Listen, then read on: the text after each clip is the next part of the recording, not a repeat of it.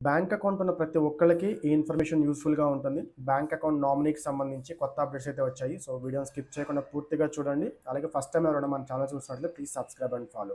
మనం ప్రస్తుతం బ్యాంక్ అకౌంట్‌లో నామినీని నామినేట్ చేస్తూ ఉంటాం కదా! అంటే నామినీ ఎందుకు ఉపయోగపడుతుంది అంటే, మనకేదైనా ప్రమాదవశాత్తు జరిగితే, మన తర్వాత మన బ్యాంక్ అకౌంట్‌లో ఉన్నటువంటి అమౌంట్‌ని ఆ నామినీ అనేది తీసుకోవడానికి వీలవుతుందనమాట. సో, ప్రస్తుతం ఉన్న రూల్స్ ప్రకారం మనం కేవలం ఒక నామినీని మాత్రమే మనము నామినేట్ చేయగలము. సో, వాళ్ళు డబ్బుని డ్రా చేసుకోగలరు మన తర్వాత. సో, వాళ్ళు ఎవరికైనా ఇవ్వాలి అనుకుంటే ఇస్తారు. లేదు అంటే మొత్తం అమౌంట్ వాళ్ళే తీసుకుంటారు.